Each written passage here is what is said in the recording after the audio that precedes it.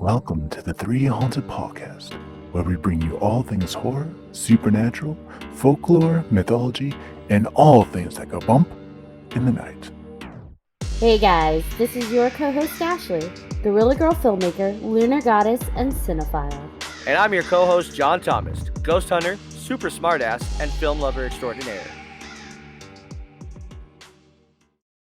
What's up, ghouls, gals, and geode-loving pals?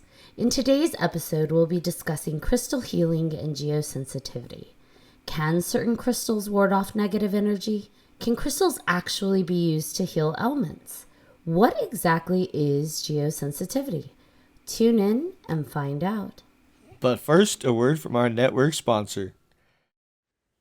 Are you looking for more awesome podcasts? Head on over to withoutyourhead.com for access to the Without Your Head podcast network, where you'll find a variety of podcasts sure to keep you entertained and coming back for more. Welcome back, everybody. Ashley didn't even say that we had a special guest today. Damn it, Ashley. I know. I had one job. You done fucked up. Oops, there's the first F word. Yeah, well, could be worse. Anyway, we have a very special guest today. Her name is Kassandra. She is the owner of Lunar Tide in Fort Bragg, California. Welcome to the show. Hello, thank you. Yay, welcome, Kassandra. I'm so excited to have you on the show. Tell us a little bit about yourself. Oh geez. Whatever you feel comfortable sharing. Sure. I mean, this might get personal. I was born and raised in Northern California. I'm a Mendocino County native. I live in Fort Bragg. I started in metaphysical shop here about, 4 or 5 years ago. I sell tarot cards and crystals and locally made artisan witchy things like candles and soaps and things like that. I try to support my local maker community. All kinds of really cool things like that.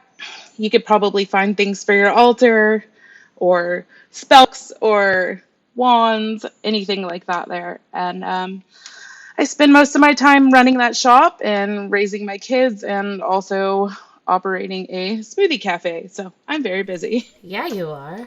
That wasn't personal at all. Not yet. We're not getting there yet. We'll get there. I was going to say, I thought Ashley was busy all the time. Holy crap. No, this lady is a superwoman. So I actually stumbled across Kassandra's shop when I was up in Fort Bragg staying at this super spooky, I'm pretty sure it was haunted, Airbnb.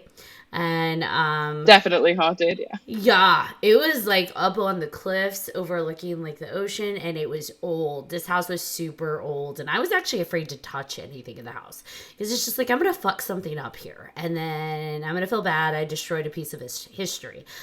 Who Airbnb's history? Well, I guess it's cool, but I'm just nervous because I'm a klutz that I'm gonna fuck it up. But anyways, we ended up going down into Fort Bragg to explore around, and I went to go throw something away, and I look up, and it was the clouds parted and the full moon sang, and there was this really cool sign that said Lunar Tide, and I was like, what is this? And I look, metaphysical shop. You guys know how much I love metaphysical shops. So, of course I had to go in, right? Yeah.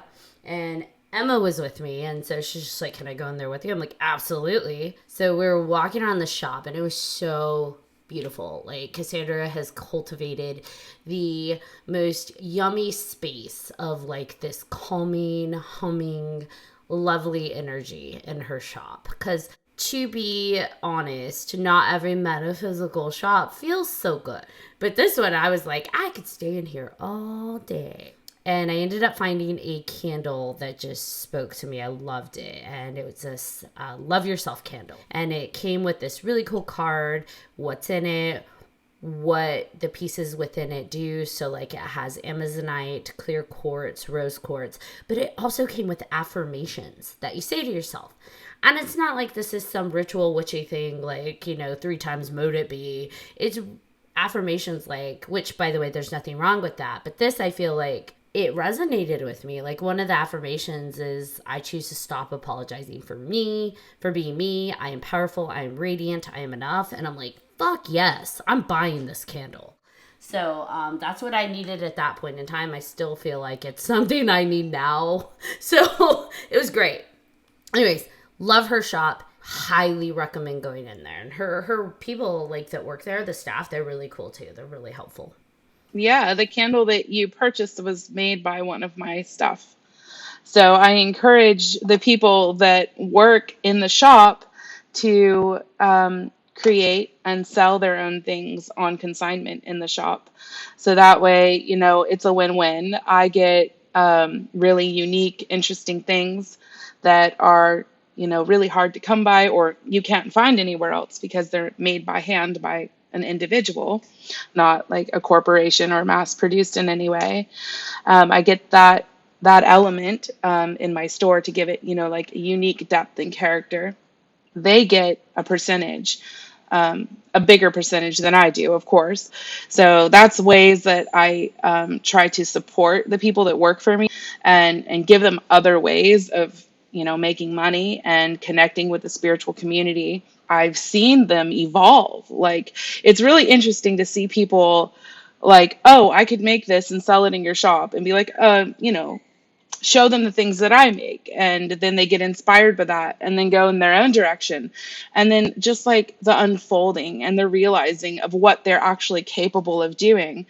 And they didn't know that they could, or that people would like it, or that they would be able to sell those things until, they were given the sort of environment that was conducive to that. So it's pretty cool. That's awesome. Yeah, I think that, like, the coolest thing I learned within, like, just the healing, metaphysical, that kind of community is oftentimes when we're helping other people heal, we're actually byproduct inadvertently healing ourselves too. Like, we're doing work within ourselves we don't even realize that we're doing. Oh, yeah. So it's pretty cool.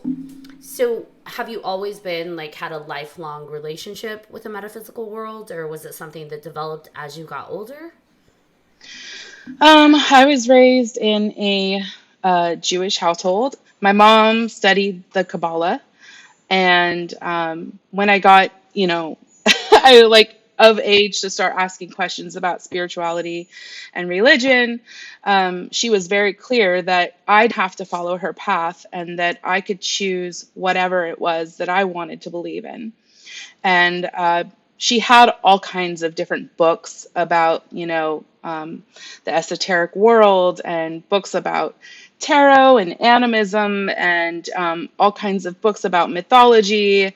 She had like my mom was definitely a big influence just by having all of these books accessible to me. And I was homeschooled, and I lived in the middle of the woods, and I didn't have any human contact for most of the time that I was in like junior high. So I, started picking up these books and looking through them and just started like asking questions. My mom used to like let us watch the 10 Commandments with like Charlton Heston, and then I remember being like 11 and being like, did he really turn the water into blood? Like, that's not possible. Like, this, he threw his stick down on the ground and it turned into a snake. Give me a break. Like, and so, I was encouraged deeply to start exploring. And I had some neighbors that were, well, our closest neighbors. They were a quarter mile away. They were Native American, and I was really interested in what they believed. They explained to me that, very, very in depth, that, animals and plants and, even trees and the wind, they all had spirits. And that was really interesting to me. So I just started kind of exploring when I was really young, and finally, eventually through, I don't want to say too much here, but the use of different spiritually elevating experiences, and substances, found my way to where I'm at now. They oftentimes do help open that veil. Well, I mean, it sounds like your mom had like a predisposition for more than the typical anyways, right? Like having those Yeah. books. It sounds like she was kind of in tune with that vibration of knowledge as well. There was something she was curious about, but I think it's really cool she fostered it and encouraged it within you too. Yeah, she liked a lot of the sort of 80s fantasy, she was always playing movies like Conan the Barbarian and The Labyrinth and The Dark Crystal and all the stuff that kids were like, that was so creepy when I was growing up. I'm like, really? That's my favorite movie. I loved it. Yeah. That was like, that's a woman after my own heart. Yeah, I feel like for me, I grew up in very much an opposite realm because I was in the South. And so it was very like, Southern Christian based, very, you don't talk about, even though I come from a Hispanic community that believes in a lot of supernatural elements, the things that I was experiencing, they're just like either one, I'm possessed by the devil, or two, I am the devil, or like, it's always the devil. But for me, it was just like, well, that's good and all, but it doesn't explain X, Y, and Z that I'm experiencing since childhood. It didn't explain a lot of things as I got older. I felt like I was fumbling a lot. I thought there was something wrong with me when I was a teenager because I noticed like in my late teens that I was feeling certain ways during different times of the month. And then, I'll go to a doctor because I'm like, I think something's wrong with me. I think I'm iron deficient. I think all these things. And they do like these full scope of tests and they're like, no, you're just fine. Maybe on a calendar track when you feel just overload of energy and sensitivity. And then, during other times of the month, it's like I am exhausted and I'm gonna pass out, and it just didn't make sense to me. So it's like I start tracking it on my little desk calendar because this was pre-smartphone, and lo and behold, I start noticing it's coinciding with not a specific day of the month, but more so a specific time of the moon. So it's actually correlating with the full moon and the new moon. And I'm like, oh my God, I'm a werewolf. She is a werewolf. And then it was just like, well, I guess there's nothing they can do for that. But, if people talked about that kind of stuff, it wouldn't be so weird, right? It wouldn't be so taboo and like, God, that's just not even real. But it's like, the more I've kind of delved as an adult into the metaphysical world, it's like, oh, I'm not the only one that happens to. Cool. Like, I don't feel like it's such like a misfit or an outcast. Like, there are others that are in tune with the lunar cycles, or the lunar energies, and same with rocks. Yeah. Well, I definitely feel like I benefited from not having Christianity as like, the primary ideology that was like force fed or even monotheism. Like, it was always just kind of open for me to believe what I wanted to believe. And, this whole idea of like the devil and this is bad or evil, that really wasn't on my radar. So I didn't have all of that, like, God's going to punish you kind of shame or whatever. And I was free to sort of explore these things that were maybe taboo or suppressed by, these different religious ideologies. And, I was exposed to a lot of like older kind of pagan type things without any like fear or shame that, oh, this is wrong, this is bad, or I'm going to go to hell for this, because I didn't even know what that was. I feel like my life has been a lifelong realization that a lot of what I feel like my gifts or my sensitivities are one, they're not curses. Two, they're not evil. It's not something like the devil is sending me. And three, other people feel it. And I think a lot of why we're kind of touching on these topics in the podcast this season is so that other people realize that, like, hey, I know we oftentimes think that we're crazy. Like, there's no way I felt that. But it's like, maybe you did. And guess what? You're probably not the only one. I think when I realized our perspective of how we interact with the world, we assume everybody else is feeling the same thing too. And I know I talked to you about this, Kassandra. So like, I would touch like certain types of rocks, and depending on the rock, I would feel like a massive amount of heat from it. I'm like, whoa, how'd this rock get hit up? But we're not, heated up. We're not out in the sun. That's weird. That's cool. And I thought other people, like, I assumed I could feel that. Everybody else can too, right? Like, feel this hot rock. And it was interesting the moment I realized not everybody feels that. Yeah. Because I had handed a rock to somebody, once, and I'm like, hey, this rock is really hot. And they grabbed it and they're like, no, this rock is cold. Like, I don't feel anything. And then someone else grabbed it and they're like, no, it is hot. And I'm like, hold on, what's going on? It's like, this is not the dress is green, the dress is blue. Like, this is, how are we feeling two different things? Well, you know what keeps me alive are my healing crystals and the blood of my enemies. That needs to be in your bio. It's a joke, but mostly. I know, I love it though. It's a mostly joke. I think that's going to be something I now embody as a warrior. My crystals and the blood of my enemies. Everybody's using crystals now. Like Oprah's using crystals. Like it's blowing up. It's all over the place. And there's like, if you dig, there's a really rich history. People using crystals. You can find all kinds of, different instances of it. Like the ancient Egyptians used them. There's the crystal skulls. The Aztecs, they had those. We all like shiny things, like that's like a one of the human conditions. We've all been drawn to jewels and gold, and those are our currencies when there isn't like a monetary system in place. But as far as using crystals for metaphysical uses, that's been around for a really long time, and it's all across the world. It's all across the globe, and that it's really kind of coming up right now, and people are like really interested in it, and how can I use this to help myself, and what can I use this for, and how does this work, and people are asking all these questions, and then you've got people taking advantage, people's gullibilities and like kind of selling them snake oil. Like you're going to have all of that. It's just a really interesting topic right now.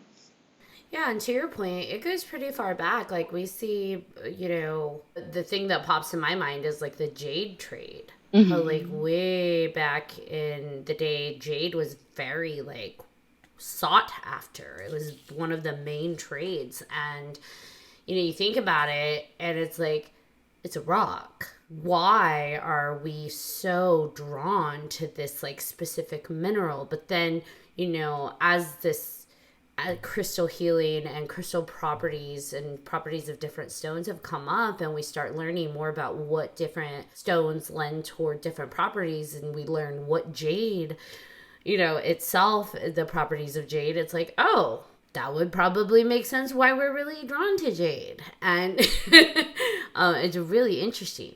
My question is, I guess my first question of the evening, we're in such a fortunate age where there's so much information at our fingertips, so I can look up amazonite and what its properties are, or amethyst and what its properties are.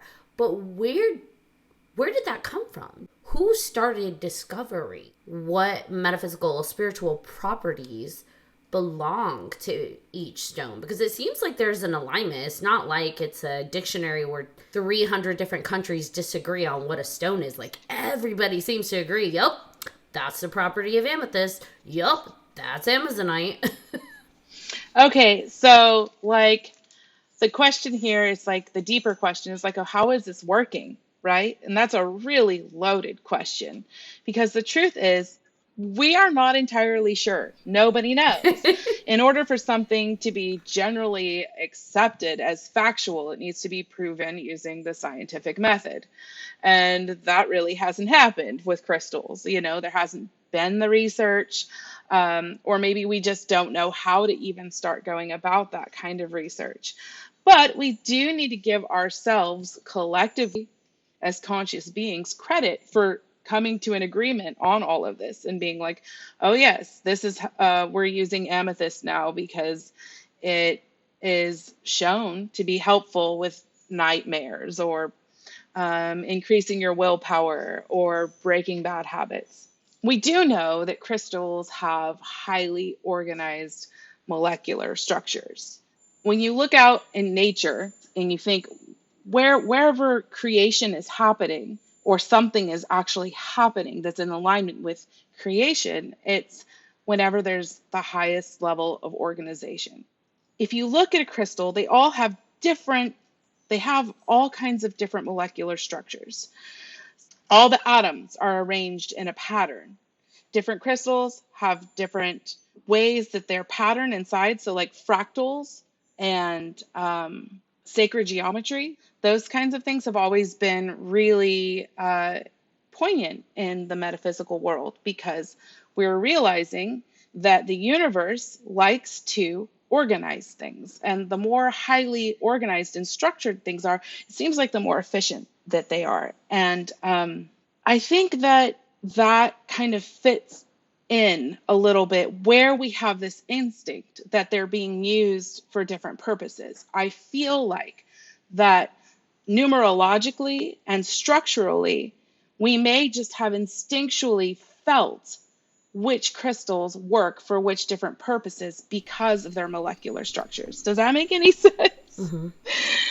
So like physics teaches us that essentially everything is vibrating at like a different frequency. Like that's what we're talking about when we talk in the spiritual community about a bad vibe, or the energy of something is different, like because everything is oscillating or moving or vibrating at a different frequency. And that the same is true for crystals. So like take for example a diamond and a piece of graphite. A diamond is so strong that it can cut through glass, and graphite is used in like pencils. It's just soft, it crumbles on the paper. They're both made only of carbon. The difference is the molecular organization of those carbon atoms. So the power of crystals comes truly, I think, from their molecular arrangement and the frequencies at which they vibrate. And I think that somehow we have collectively sensed which ones work for different applications. That's my answer. I feel like, just like no crystal or stone is completely the same, like even the same families of stones that resonate or vibrate around a similar level are still unique in each one, which is why people can get a handful of Amazonite but only connect to one of them, or none of them, depending what they need at that moment in time. As people, we're a lot like that too, right? We're all vibrating at different levels, and that fluctuates, but we all kind of have our different vibrations. And I wonder, do we have a sacred geometry within our physical makeup? Oh, I'm sure we do. So crystals, they grow from components on the periodic table, right? They don't have cells. They don't have organelles. Mm-hmm. They come from like carbon Right. and, silicone and all that, those different things, silicates. And they don't just like occur in nature from like a freak event. They are usually take a long time to grow. And just like anything that's alive, like a plant or a life form, the conditions have to be appropriate. Crystals actually have like a seed crystal or a nucleus that they grow from. So once the nucleation occurs and they have the space and the stable conditions to grow in, they can get enormous. They can get really big, like a goldfish. Like they can just, like you've seen those huge cathedral crystals. So they kind of follow some of the same rules as the life forms or the carbon-based life forms on this planet, which is interesting to me. Heck yeah. And like what you were saying earlier, that one feels different than the other. There's a lot of theories out there that talk about how crystals store information. So if you've got an amethyst that was there witnessing the death of like your great aunt, that amethyst is probably going to feel different to you and your sensory perception than one that's just sort of been sitting in somebody's Buddhist garden for its entire life. Yeah, I've heard some interesting, talking about the amethyst that was there. I've heard a lot of like feelings in the metaphysical community when it comes to crystals about like finding a stone that you connect with and keeping that on you to absorb like your excess energy, or to basically be like your portable grounding. Yeah.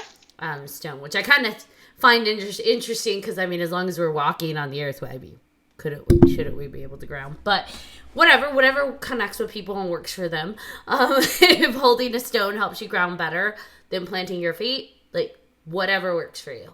But I found one of the things I found interesting was that, this idea that you can cleanse stones to help release the energy they're storing for you. but also like once they've reached their capacity of excess energy or attacks or anything you want to name it that they're kind of absorbing for you, they break, they shatter. I wondered though, is there a finite amount of energy or information they can store? I have no idea. I mean, I think that, like when you're talking about cleansing crystals, I do know that different crystals need to be cleansed in other ways. Like some people don't know this, but there's certain crystals you just should not put in water.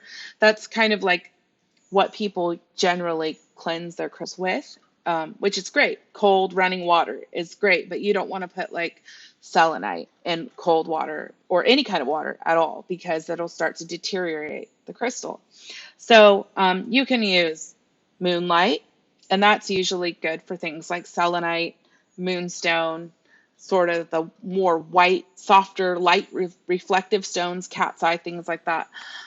You can use cold running water, but that's good for like harder stones like rose quartz, amethyst, smoky quartz, that kind of a thing. Sunlight is one that's way often overlooked because I cleansed all my crystals during Lionsgate portal. So we had 8/8 Lionsgate portal just come up in August. And that's when the Sirius star system is aligned with our own sun. And, you know, you're supposed to be able to it's transmitting light codes. And so I took all of my crystals and put them out that day. The sun's not going to really, if you don't leave it out there for too long, because the sun can fade certain crystals like fluorite and even amethyst. You have to be careful with like the sunlight and opal, like genuine opal. You could dry it out. But if it's just for like a few hours, you could use the sun to cleanse any crystal, and you can use dirt, like burying it in the earth.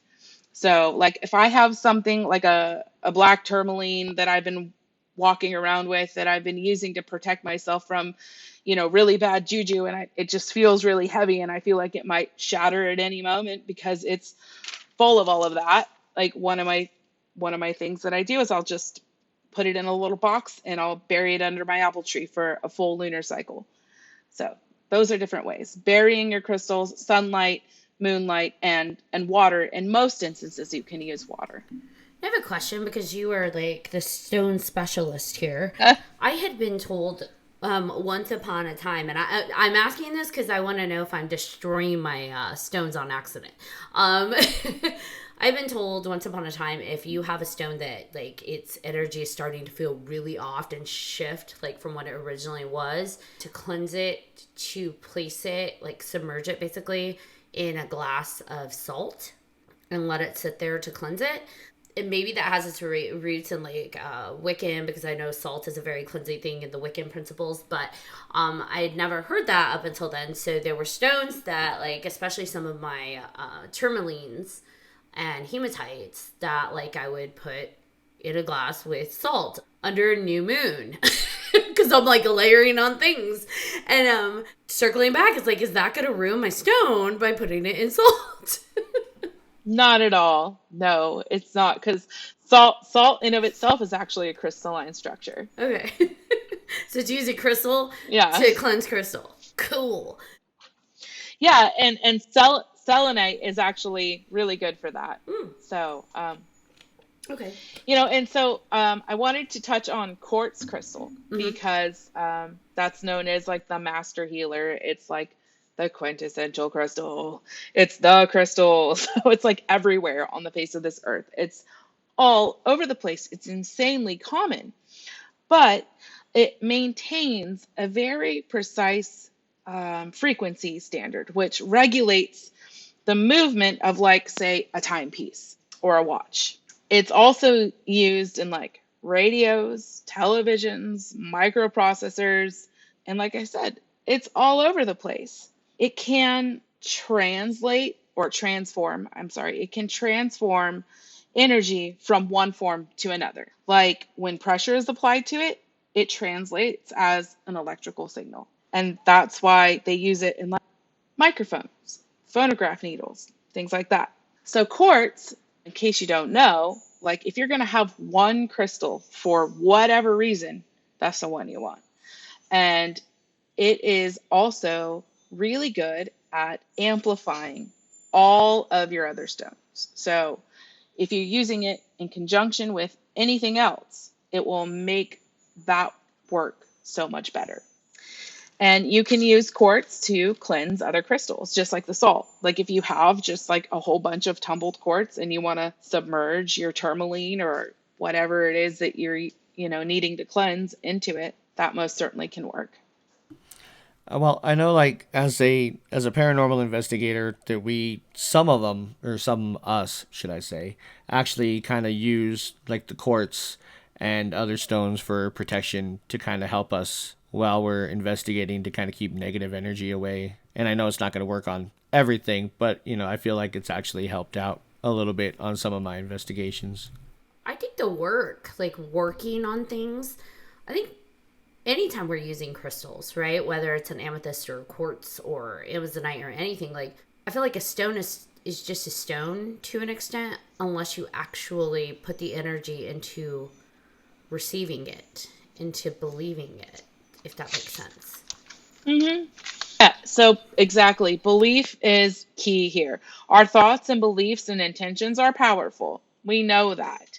And when you combine the elements of human consciousness with crystals, you get magic, which to me, magic is just like the synergistic relationship between consciousness and the natural world.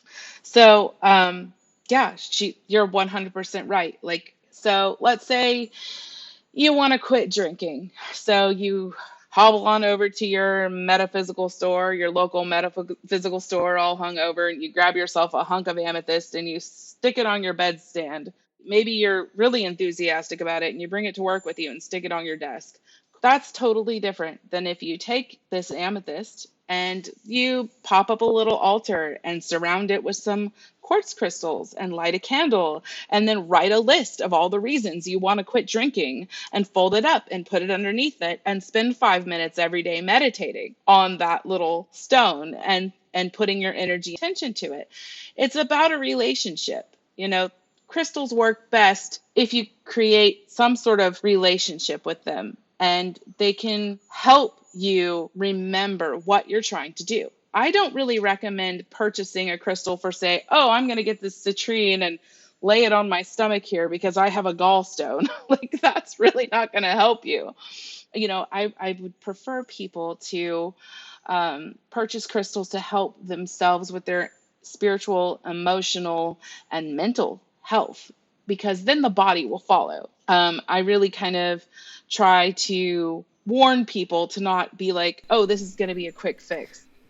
I think we had discussed it in the last episode too, is that by the time, like a lot of our physical manifestations of ailments, not everything, but a lot of them, especially when it comes to like digestive issues and things like that, they are physical manifestations of energetic and spiritual trauma that has built up. So if it's to the point where it's like physically manifesting into some actual ailment, like it's maybe a little too late for the crystal to do its work. I think now it's time to, seek the help you need in the way, which doesn't mean you have to go get surgery necessarily, just again, depends on your ailment. But I think a lot of what the stones are for, in my opinion, are for the energetic and, like you said, mental, emotional, spiritual work that we're dealing with before it reaches the point of physical manifestation. Right. And if you get your head right, a lot of times your body will follow. You have to do the work. When it comes with crystals, like they're not going to be some kind of magical thing that's going to, alleviate your depression or protect you from an evil spirit or stop you from eating the whole box of cookies before you go to bed at night. Like, you have to work with them. You can't just expect to have them in your possession and them to, like, I've had so many people, they'll purchase something for me because, they're coming in, they're looking for, a crystal for anxiety, let's say, like fluorite. Fluorite's really good for anxiety. It's one of the most organized stones. It helps sort of the resonance of it helps you organize your own thoughts. And that's where anxiety comes in, is when your thoughts are scattered and you're just spinning in circles and you can't really seem to get a grip. And I'll have somebody purchase something like that and they'll come in and be like, this didn't work very well. And I'm like, well, how did you use it? And they're like, well, I wore the bracelet. And I'm like, did you sit down and think about what may be causing your anxiety? Did you take a moment to, try to understand it in terms that you could relate to?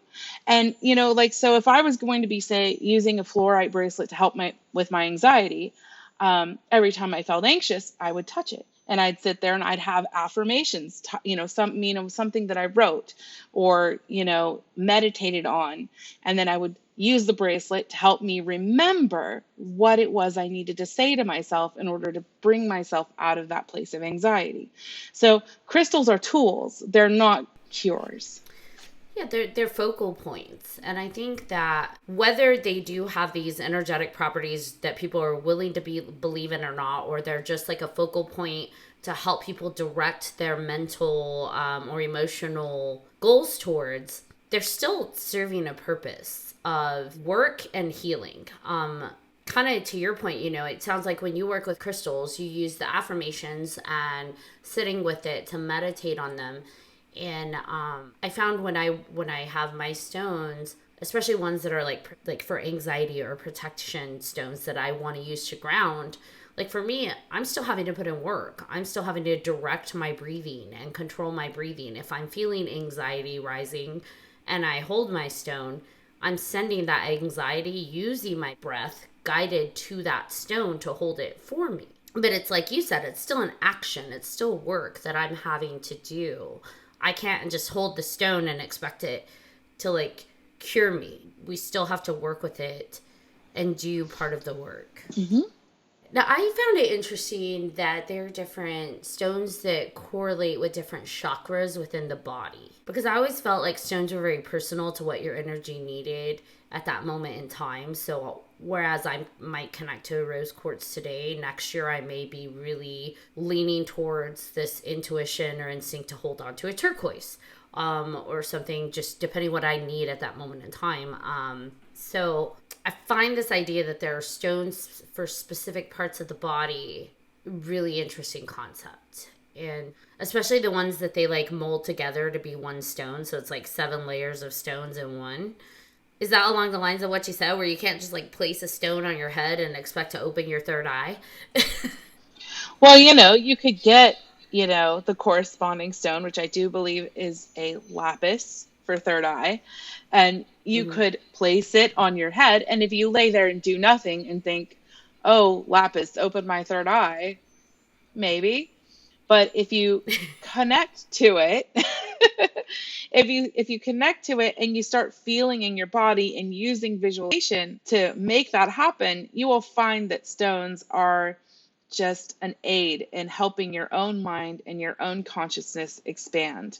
And, there is connections that can happen with your body. Like, okay, for example, I had somebody come into my shop and say, my daughter's been trying to get pregnant, but she's lost like the last 3 pregnancies in a row.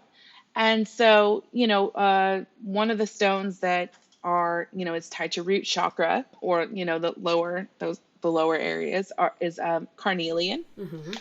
And so what I did with her, it was very in the moment and it was very impromptu. And so I built a crystal grid for her.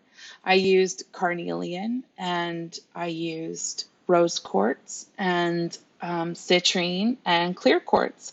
And I put the carnelian in the center. It was a big, large flame-shaped carnelian. And around the carnelian, I placed the 4 clear quartz, and around that 4 more of the citrine, and around that I arranged some rose quartz. So it had this really beautiful pattern, right? And I did it on a grid, a crystal grid. It was just like this laser engraved like plate that had like the flower of life on it, right? So we put it on there. And then after I arranged it and I explained to her why I put each stone in the configuration and what it was meant for, then I asked her to close her eyes and hold my hands over the grid. We held our hands together and we said a prayer for her daughter and whatever healing she needed to do for her, whatever support she needed in order to conceive, that came to her, right? So this was just like a moment in my shop. This happens all the time, by the way, crazy stuff like this.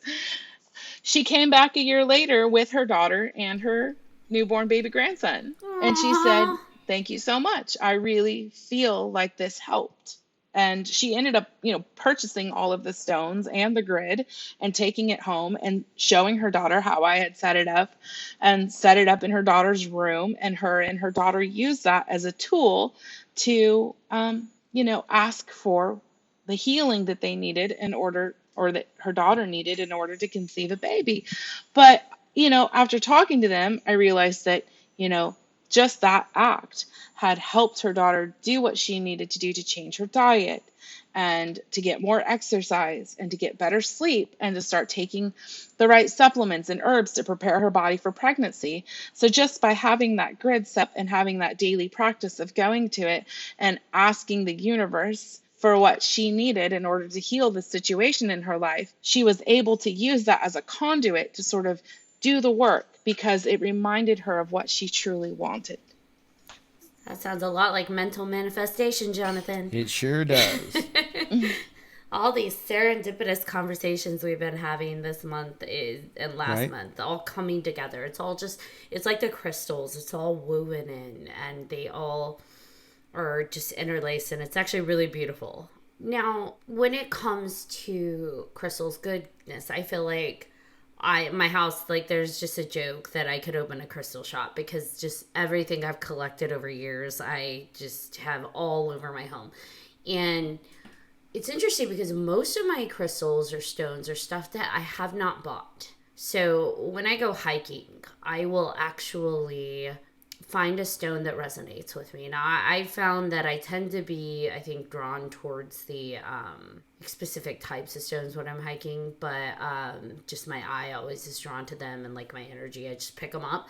But I carry it with me. So I try to find a stone on my hikes, and I carry it with me close to my heart as I complete a hike to kind of connect, and then I bring it home. So I feel like most of my stones are from these different adventures, and at some point I'm probably gonna have too many. Not enough places for them. But when it comes to crystals that you are no longer connected to, but you have connected, I guess, in some form, your energy to, so like you've stored an energetic attachment to it, what would be the best way you recommend of retiring them? I don't imagine you would want all these energetic things connected to you just thrown out. Yeah, I mean, I would clear them. I would find a way to clear them and, ask them to let go of your energetic imprint. Definitely dirt. That's a good way. Just the cold, dark recesses of the earth. That's where they come from. They come from the ground. It's proper to put them back there. If you don't want anybody else to have them, I would just bury them. If you were wanting to pass them on to somebody, I would bury them in the ground and run some cold water over them and wave some sage or whatever smoke you want to use to clear it. You don't have to use sage. You can use mugwort or lavender or rosemary, any of those things, just some smoke cleansing, some sound vibration, like a singing bowl or a bell, just with the combination of your brain waves, just sending it through the crystal to scatter all of that information and just bust it all up and clear it out, and then gift it to the next person or leave it buried.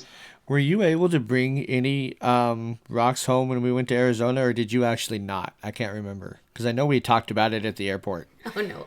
I brought quite a few. I thought so. Because I remember you saying something like when we were doing the baggage check and everything, you're like, I have so many rocks. And it was just like, uh-oh. Yeah, I brought, and it's interesting because the two different trails that had like the energetic, it was remember it had like the masculine or feminine energy depending which one you went on. The rocks were actually completely different on the trails too. Like one of them, all the rocks were like, the red rocks. And then the other one was more of like the granite stones. Like if you looked at the rocks, you would think they came from two different types of landscapes, not within the same city. Right. So it was pretty neat. That's crazy. And yes, I brought a bunch back. I thought so. I know. I have a rock problem. Or is it a problem? I don't think it's a problem. No, I don't think that it's a problem. I just like that it's trendy now because it makes it easier to find them. Although I'm always curious because now it's so trendy, like you can go to TJ Maxx or Home Goods and find like huge stones. And I'm like, is that rose quartz that's like the size of a brick really $20? Like, is that really rose quartz? I don't know. Makes you wonder. Well, that goes back to the energy, like where did it come from and was it sustainably harvested from the earth? That's Fair. that's a whole nother conversation, really. Ethically sourced crystals is a whole nother topic. I have a different sort of outlook on reality and resources than a lot of people do. And I really won't go into it, but I think that if you find a giant hunk of rose quartz at TJ Maxx, regardless of what it's been through, if you clear it and clean it and program it with good intentions and, anoint it with some lavender oil and say, okay, you've been through a lot in your mind now. I'm going to take good care of you to good use, then I think that it's okay. I really do. Like we do need to take care of the earth. We need to be conscious and we need to be as helpful as we can and not supporting like the whole deterioration of our planet and environment. If you have good intentions, I think that you could put it energetically to good use. Do you recommend for people that do go and connect with stones, or they go and speak to somebody that's like recommending stones for them, that the first thing they do with it is take it home and cleanse it to like get it ready for them? Oh, yeah. Yes. You don't know what that thing's been through. And I've picked up rocks that I'm like, damn, this thing's done its job. Like, what the hell? You should definitely, before you use it for any work, whatever it is you're doing, whether it's, communicating with the spirit world or it's, any kind of physical healing or spiritual healing, it doesn't matter what you're using it for. The first thing you should do is clear it. Absolutely. Because it is thought within the metaphysical community that crystals are programmable. Energy programs it, but also thoughts and brainwaves can program your crystal. And, it's pretty easy to figure out how to do it. There's this great book. I forget the author. I feel horrible, but the book is called Crystal Awareness. And it's pretty cheap. I sell it in my shop for like $7. And it's been around since the 70s. And it's one of the oldest books that talks about crystals. And it's like the seed of this movement that's happening now. It's been in the works for over 50 years. Catherine Bowman? Yeah, that sounds good. That sounds right. Google's my friend. There you go. Yeah. Yeah, I don't remember people's names very well, but I do remember the title of the book at least. Yeah, it's a great book. It's a good start. There's a lot of books out there about crystals, but that's an older one, and that's a really good one. And there's another one called The Crystal Bible, by Judy Hall, I believe. And that's an excellent book for not only just like the metaphysical and spiritual properties of the stones, but also it has more of a scientific approach where like this is where it's found in the world, and this is its hardness, and this is its like crystalline structure. And that's all really good to know, especially if you're using it like for numerology too. Like if, crystals can pair up with other types of magic. Like you can use crystals with numerology, you can use crystals with color magic, you can use them with just about anything. You can incorporate them. They're very versatile in that regard. So my last question that I had, because I had so many, because I know you had mentioned when we talked before that crystals are all over the earth. They cover the earth. They're deep within the earth, and we are drawn to it as human beings. We mine it, we resource it, we use it, we connect to it. Now, why do you suppose is it we don't see that happen with the rest of like life forms on Earth, like with animals? Or is that something we see? Like, do animals themselves also gravitate to crystals and various stones? I mean, I think that it's presumptuous to think that we can even begin to understand what's going on in the animal world. Mm-hmm. We don't understand them as much as we like to. We don't understand their levels of consciousness or what they're doing. They're probably just like mowing down amanitas and rolling around on the rocks going, hell yeah. Like, we don't know. We don't know. But my really completely unfounded theory of why the earth is covered in quartz, if you wanted me to talk about that, I know we spoke about it earlier. Go for it. This is just one of my tangents that I've had. I didn't read anything about this. It's just sort of like one of my late night thoughts. But so that it is pretty well accepted within the metaphysical community that crystals can and do retain information, and a lot of information, and that they're used in technology because of that. They're in your computer, they're in your phone. And there's this thing called collective consciousness or the Akashic record. I had this sort of idea that perhaps the collective consciousness of at least humanity, which is the only consciousness that we're truly aware of, is stored. The Akashic record of this planet is stored within the crystals underneath its surface, underneath the dirt, and in the caves. And so, they've done really some interesting studies back in the 70s and 80s about like, okay, they noticed while they were watching these bonobo apes in one African village imitate the villagers washing clothes in the river, then all of a sudden, all of the tribes of the little bonobo apes all over the place started doing it at the same time without having any contact with the original one. Like they were isolated. So it wasn't like a monkey see, monkey do. It was like a monkey do, and then all the other monkeys are doing it because, collective consciousness. And, they've done things humans where they're like, oh, we're going to do this word search and we're going to give it to this test group of people. And then any subsequent test group of people does incrementally better on it, even though they haven't had any kind of previous exposure to it and they've never talked to the people that did it before. They didn't know about it.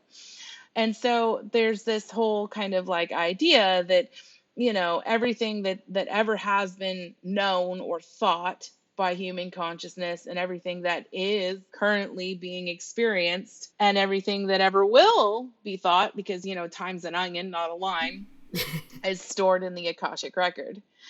And it just was really interesting to me because I was like, I was just thinking like, why is there so much of this in our planet, this material that can transfer energy and hold information, so much information. And so I just kind of had the really interesting thought that it was basically holding the collective mind of the planet. I mean, that's pretty interesting. I liked it when you told me about that. Like, that's a really challenging, but I mean, to your point, why is our Earth created of so many specific types of crystals? And that each one resonates to a different vibration. Because I imagine that with those different vibrations, maybe it also stores different types of energies and different types of memories, but collectively, all together, they carry the entire shebang, like the whole thing. They're just different pieces of the puzzle. Yeah, and there's, evidence that there's gemstones and emeralds and rubies and diamonds and quartz crystals on other planets too. Like they're not just native to Earth, they're out there in space. So like maybe that's how the planets communicate with one another, if you think about it.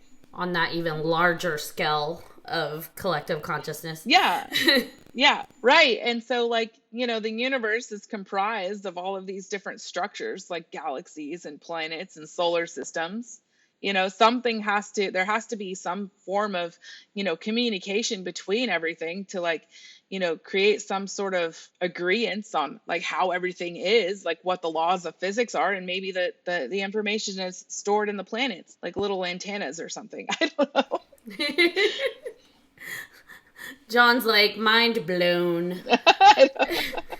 Pretty much. No, I was just remembering that limestone in kind of, I don't know, going back to the whole ghost hunting stuff, limestone can kind of hold certain energies or whatever, and sometimes people think that that's what causes like the residual hauntings of places that people can't interact with, but they still see. So it's kind of like a recording type thing. I don't know. That's just something that I was going over in my brain. The recorder stone. There's this fun game that I play sometimes with my friends. And I don't even remember where it came from, but it's called the telepathic crystal. Have you heard of this? I haven't, no. Oh, okay. So you just get a plain clear quartz crystal and, you clear it or whatever. And then you think of a word or, just any word. A noun usually works best, like a person, place, or thing. And you think about it really strong while holding the crystal after it's cleared. And then you pass it to your friend and ask them what the word is. I dare you to try it.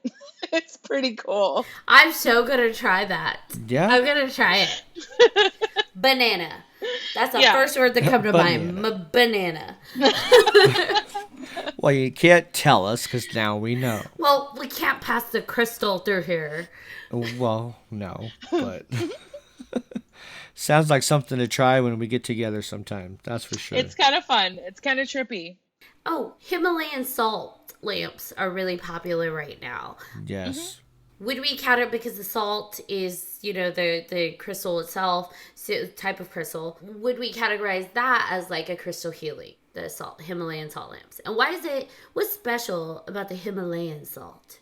There is controversy out there on whether they're actually good for you or not. Some people say, oh, there's, certain toxins in them or you shouldn't use them. I've read different sort of perspectives on that. If you're of the school of thought that, oh, yes, Himalayan salt lamps are good for you because they release negative ions, kind of like the ocean. I feel like, they just have a really beautiful, nice, warm, comforting pink glow. And every once in a while, I might sneak across the room and lick it. But oh my god, I love you. Can we just be best friends I never already? would have thought about that. So well, you've never licked a salt lamp, really? So I have this. No, I don't. And I got it because it looks like the full moon. It wasn't because I it's beautiful, necessarily believed in Himalayan salt lamps. Because I don't know where I stand on that. But it was like, Lick this it. is the moon. I mean, are you anemic? No, I'll lick it. Oh my god, it's salty. That's like super salty. I wonder why. Yes, ladies and gentlemen, she actually licked it. All right, there we go. It looks like a moon. I licked the moon. Yeah, you're never going to be able to stop. You're not. You're gonna. That's like super salty. But what is it? Because that's like, oh my god, I feel like I'm so emo, and I don't necessarily like that. But it's like, as soon as it was like, wow, this is really trendy, I'm like, nah, I don't trust it. But it was just like the Himalayan salt lamp stuff. Like, it feels like it popped up overnight, and then all of a sudden you find it like culinary. Here's your Himalayan sea salt for pink sea salt for cooking. And it's just like, what is it about the Himalayas? Why is that salt specific to healing? Because wouldn't salt be salt? Probably the energetic resonance of the Himalayas. Like, it's a majestic place. It's beautiful. It's probably got all kinds of, information stored within the salt crystals to soothe your aching body and your worried mind. I put Himalayan pink salt in my bath. I'm not gonna lie, it's amazing. I read this ceremonies. This lady I talked to talked about like cord cutting, energetic cord cutting for those that don't know. And so she's like, if you want to get rid of an energetic connection, here is a cord cutting ceremony that you can do. And it's basically sit in a bath filled with Himalayan sea salt, like not you're covered in salt, but like put it in a hot bath, a bunch of Himalayan sea salt, and sit in that bath and do your ceremony from there, because then you're surrounded by the healing, you're surrounded by that salt, which I guess is supposed to be cleansing, and it helps focus in the energy of your cord cutting if that's something that you wanted to do. So for me, I'm just gonna lick my lamp. Like, I wonder if that works. I lick my lamp and then I do my ceremony. I'm just kidding. What kind of genie is gonna pop out of it? It's an erotic genie if it comes out from me licking it. That's a dirty genie. I mean, it's kind of fitting considering who owns it, so... I'm a naughty girl. Gee, I own it. Whatever.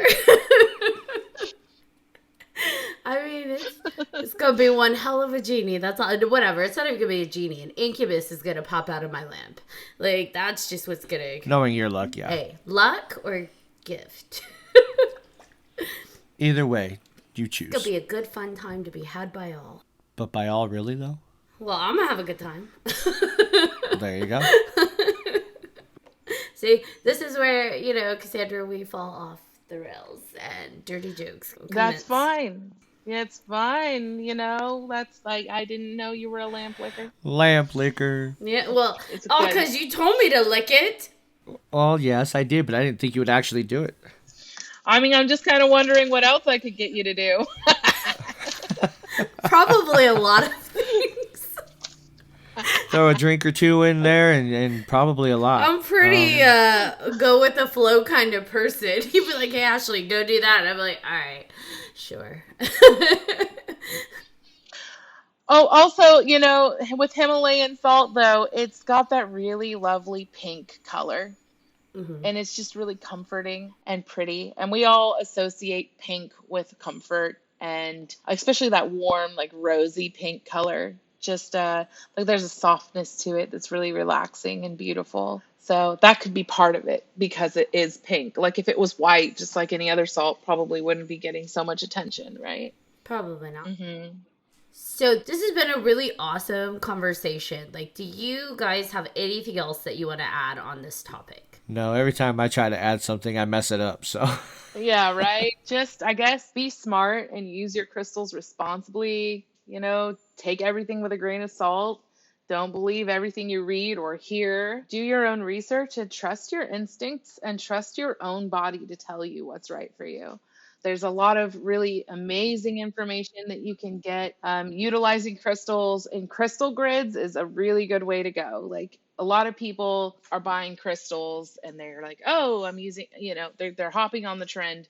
But actually putting them into practice and working for you, crystal grids is a super awesome way to go. There's other things you can do, like you can make mojo bags and candle magic. You can put crystals in all kinds of different things. But crystal grids, I really feel like resonate with the crystal because, like I said earlier, crystals have these molecular structures and they're highly organized. And when you arrange them into geometrical patterns, and find ones that resonate with each other, and you're doing that with a specific purpose or intention in mind, it's like you're helping program your own subconscious and you're telling the universe what it is you want. And I use crystal grids in my practice every day. I have 3 crystal grids on my altar right now. I have one for peace and I have one for prosperity right now. And I also have one for creativity. So I just went and I opened up my crystal books. And yes, I even used the internet to like, which crystals are best for creative flow and grounding, and like what do I need in order to like open up my door to creativity. And I'm like, okay, smoky quartz, that's super grounding, and that's associated with the goddess Hecate, the goddess of magic. So I'm going to put this big old chunk of smoky quartz here in the center, and I'm going to surround it with labradorite, because labradorite is all this blue and orange and red and yellow and all these flashy colors, and it feels like such a really magical creative stone. So I'm going to put those around there with some quartz, and then I'm organizing it and it's sitting there on my altar, and I can go and I can sit there whenever I feel like I need to tap into my creativity and be like, okay, crystals, give me the juice. So if you're really interested in working with crystals, I recommend, exploring more down the path of crystal grids and grid work. That's the next new thing. I have a lot of tools in my store, these things I call them energy talismans or crystal talismans. And essentially it's like a pyramid or a cone center. And around it, it usually has attached, like with sterling silver, 4 crystal points, like north, south, east, and west. And there's like maybe some garnet cabochons or whatever. And they're like these crazy looking things. And I always get people picking them up and going, what is this? Like, what the hell is this? And I'm like, oh, that's like the perfect thing to put at the center of your crystal grid. And they're like, what's a crystal grid? And so a lot of people love rocks. They're attracted to stones. They collect them. They have hoards and piles of them. And then they don't really know exactly how to use them or what to do with them. And building crystal grids intuitively, you can incorporate feathers, you can incorporate seashells, leaves, dried flowers, whatever it is, old buttons that mean something to you. You can endlessly sort of create and manifest with crystal grids and other natural materials.